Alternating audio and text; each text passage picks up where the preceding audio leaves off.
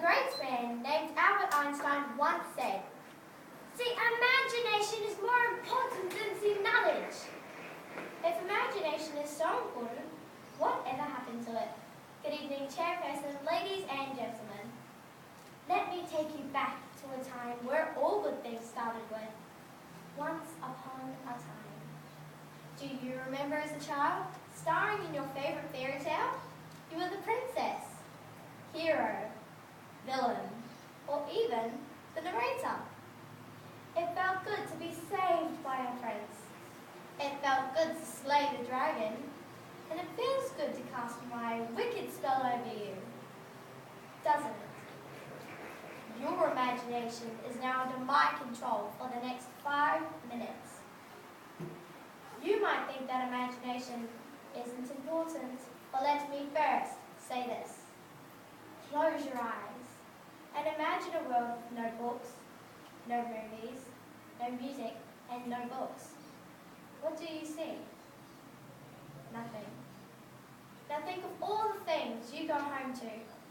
Computers, television, and books. Hold that thought, and now open your eyes. Imagination can be so many things. Sometimes it's the only place you feel happy, and other times it's an escape from reality. Some people think that as you get older, you start to lose your imagination. Well, let me tell you a story.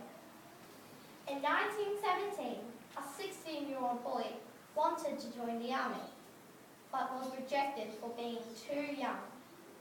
So he then got a job at the Red Cross as an ambulance driver. But every day as he was driving, he couldn't help but imagine princes, fairy godmothers, even talking ducks and mice. Knowing that his heart wasn't in his job, he left and started to draw his creations, and soon brought them to life and gave them names which you might know as Cinderella, Donald Duck, Mickey, and Minnie Mouse. I think we all know who this man is. A man that made us fall in love with cartoons. A man that believed laughter is timeless, imagination has no age, and dreams live forever. A man that created the happiest place on earth.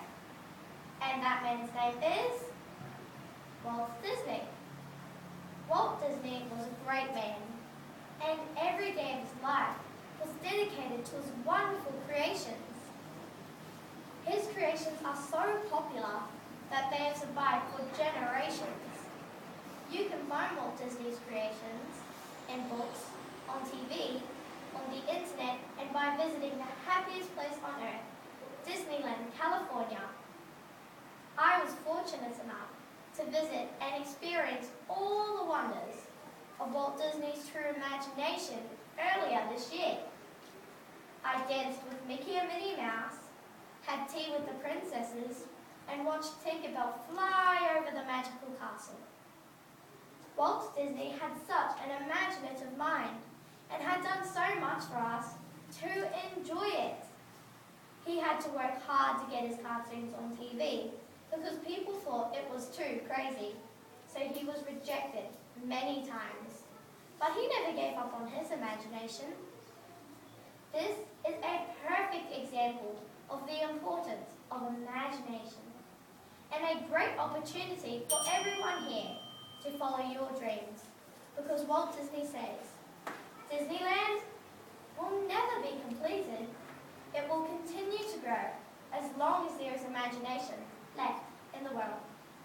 So to answer my question of whatever happened to imagination, I will leave this with you, because no one is in charge of your imagination except you.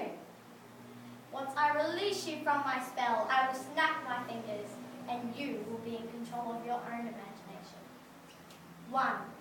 You will never lose your imagination. 2. You'll laugh hilariously at my speech when I am finished.